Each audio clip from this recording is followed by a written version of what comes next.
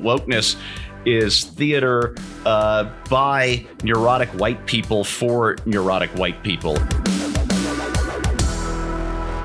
3 men, 5 headline news stories, no rules. That's right. It's a right angle lightning round brought to you by the members of BillWhittle.com. I'm Steve Green with Bill Whittle, of course, and also, of course, Scott Ott. Gentlemen, let's dig right in this week. I have curated special stories just for you guys. Bill, we're starting with you this week. Oh, no.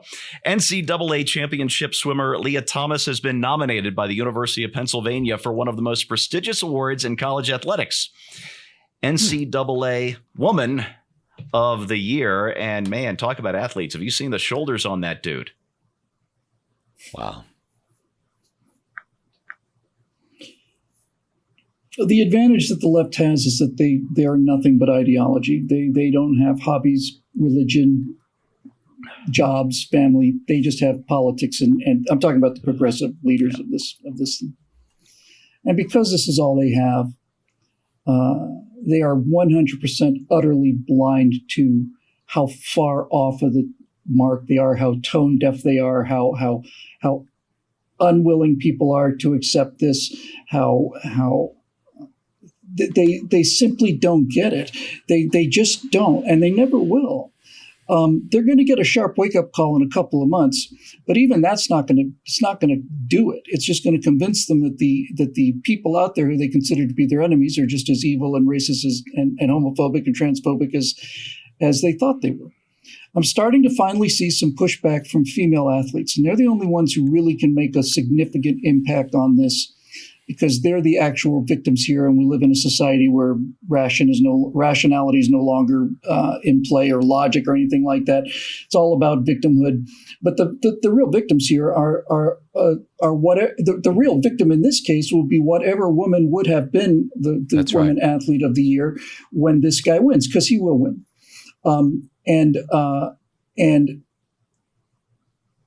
when the victims finally reach the point where they're going to start speaking out for themselves, then we're going to finally start seeing some changes. I recall when this first happened, we did a number of shows about this 3-4 years ago. It was runners, then it was track stars.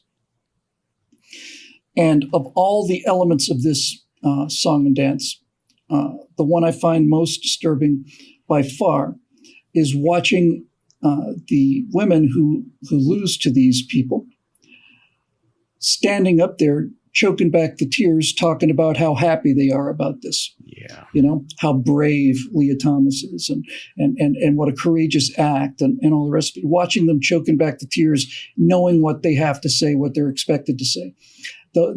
Like everything else that they're pushing is that all of this is in full retreat now. This tide has not only turned, it's in full ebb flow for the left. And so they continue to do these tone deaf things, and they continue to think that if they just harp on it long enough and keep pushing our faces in it long enough, then we'll eventually accept it. But it's not working out like that. And the reason it's not working out like that, Steve, is because everything that they are trying to foist upon us is based on a lie. And nowhere is the lie more clearer than in this case of transgender athletes. And that's why this is the hill that they've decided to fight on. This is the most obvious case of them making you believe things that aren't true. And what we found in the Soviet Union was that it wasn't that the Soviets, or in this case the progressives, it's not that they genuinely believe this to be true. It's they know that if you can get people, regular people, to agree with something that they know isn't true, then you've got them, right? And when you talk to people who were victims of that kind of Soviet propaganda and brutality for 20, 30 years, what you found was the reason they didn't resist more fully was because they were ashamed of themselves. And they were ashamed of themselves because they had gone out there and said all the things that they were told were true and that they knew to be lies. They had compromised their own integrity. They had to. And once your integrity is compromised, then that's it. So, good for was the University of Pennsylvania, I think, submitted this. Yeah. Good. I hope Lea Thomas wins Women Athlete of the Year. I really do. I hope that there's a lot of publicity about it. I hope that I hope they make as big deal about this as they possibly can. Indeed. And you mentioned and I hope, oh, sorry. And I hope that the candidates who deserved it will finally realize that this is going to continue until they speak out. Until they speak out. They are the victims here.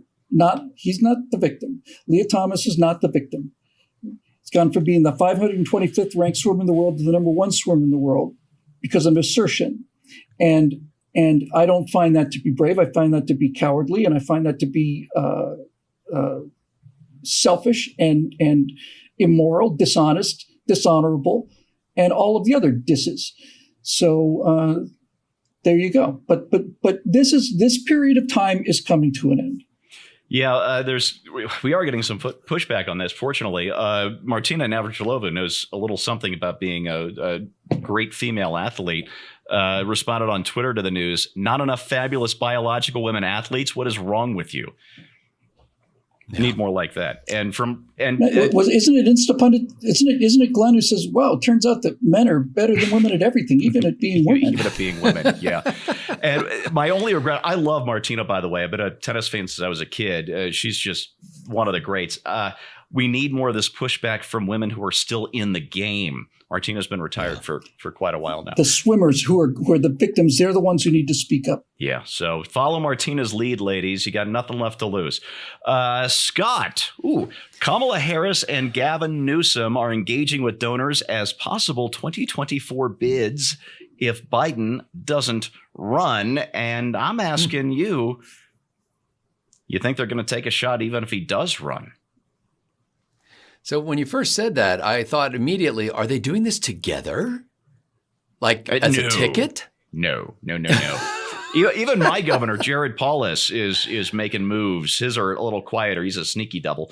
But we've got Democrats lining up to make a run in 2024. I was going to say that would be the ultimate way to balance the ticket. Get two far left California candidates. I think because of the way this game is played and because of the way announcements are made now so far in advance, anybody who has presidential aspirations has to do this. And I'm not making any evaluation on the quality of these candidates. I think most people would know that I do not see them as high quality candidates. But I'm just saying, in the way the game is played, even if you intend to stand faithfully by the president of the United States as the vice president or stand faithfully by him as the governor of California, you have got to have your base in place and your money in place before it ever gets to the point where he makes an announcement, if he does, that says, hey, I'm not going to pursue renomination. So it's kind of sad the way that works. I would much prefer a truncated political season of maybe, 90 days or something where we could cut it down to a reasonable period of frenzy. But I expect that we'll see a lot of other candidates who, when we look right now, we go, wow, can you imagine Newsom as president or Harris as president? There are probably others waiting in the wings that would make us look at them and go, well, maybe not as bad. Right. Steve, they're not only not high quality candidates, they're not even high quality idiots. If you think Kamala Harris is a word salad machine, Gavin Newsom has an astonishing ability to stand there and say things without saying anything at all. He's an absolute featherweight. And you can't imagine how proud I am to be a California resident, home of both of these deep thinkers. I saw a satirical headline a couple of days ago that said Democrats fear Biden might remain healthy enough to run again. And I assumed it was the Babylon Bee, but it turned out to be the Onion. So, oh, wow. Nice job. Yeah. The who? Yeah, right. Bill, let's go to you. Oh, I got a pair of headlines for you. The Babylon Bee, speaking of them, in 2020 said Fisher-Price releases my first peaceful protest playset with house you can actually burn down. And this year, in reality, Portland Antifa to host summer camp for kids. On a long enough timeline, does every Babylon Bee headline come true? Yes, they are the prophets.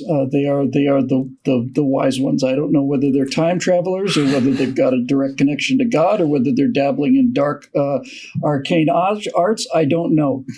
But Scott talked about this many years ago. Scott had, of course, a great satire site, Scrapple Face. And I recall a conversation we had, it seems like it's 5 years ago now, where Scott said it's impossible to write satire anymore because the most outrageous things I can think of are coming true. They're happening every day. We're beyond satire now. Satire now would be to tell the truth. That would be considered high satire now. And to be perfectly honest with you, that's what the Babylon Bee does, is they tell the truth. They get right to the heart of what the truth is. And that's what all great satire does. I mean, I cannot remember if it was Dickens. I think it might have been Dickens. It might have been Oscar Wilde. But one of them said, our job is to tell the truth and make people laugh, because if we didn't make them laugh, they'd hang us. And that's basically it. You know, that's how it works. So God bless him. They interviewed John Cleese recently, by the way. That was quite a get.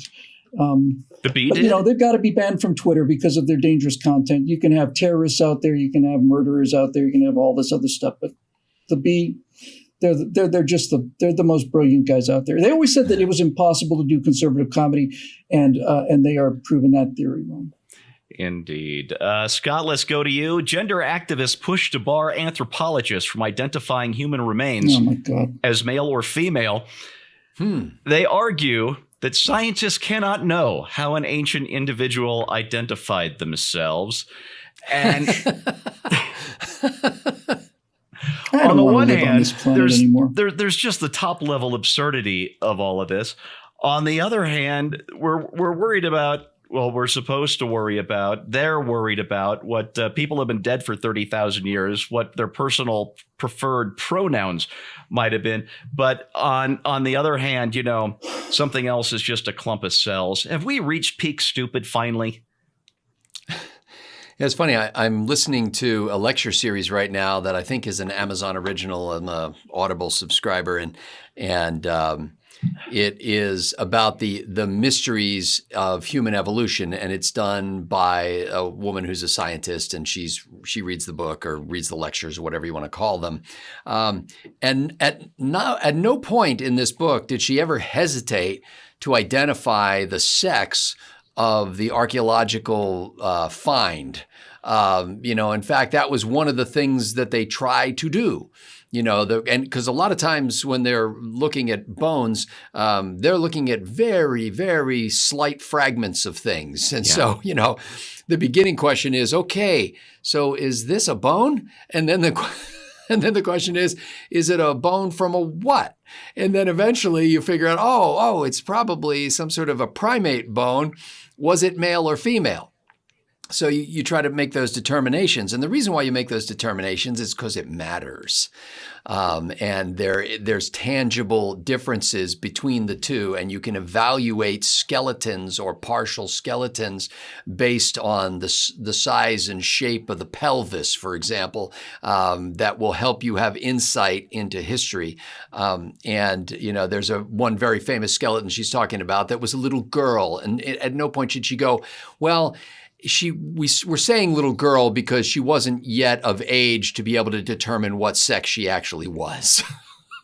So anyway, this is comedy for sentient beings, and sadly becoming reality for a lot of other people. I'm sure that this same group of people is soon going to ban the so-called gender reveal parties that parents have when they find out by the miracle of modern technology what sex the baby is. I have no objection to ending those parties because, frankly, it just really bugs me that they call them gender reveal parties. But I understand why they're not sending out invites to their loved ones saying, hey, we're having a sex reveal party. Yeah, I'm going to RSVP. No, not that kind of party. Nope. I hope not anyway. Wow. Gonna have to come up with 144 different colored balloons. You know, I'm gonna have to paraphrase, but I've got the essence right here. I think it was yesterday. Glenn Reynolds at Instapundit said that wokeness is theater by neurotic white people for neurotic white people, or words to that effect. And Perfect. Yeah. The neurotic white people part is dead on. It's the rest where I had to paraphrase. All right, last one's for me. One of my favorite Twitter accounts, Polymath, really sharp guy. I'm assuming his gender. Sue me, he's anonymous. He says that he's okay with this particular bit of rhetoric from the left. The more they say that Ron DeSantis, is just like Trump, just smarter, nicer, and not a womanizing creep, the more appealing DeSantis will be in a GOP primary. Well, yeah, I think I'm okay with that, too. You know, I'm an American, which means I love nothing more than a great comeback story. But if Ron DeSantis gives me the great policy, but with a lot more discipline, that's something I think I could get behind. But we got a long way to go between now and then. I'm not making any endorsements or anything, so don't write letters or leave nasty comments. I just see things on Twitter that I like, and I share them with you. And he is ultra MAGA. He is ultra MAGA.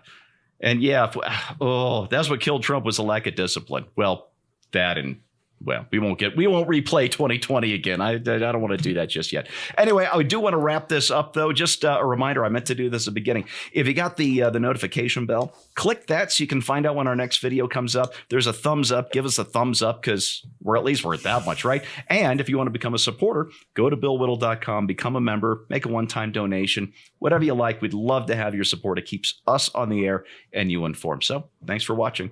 We'll see you next time.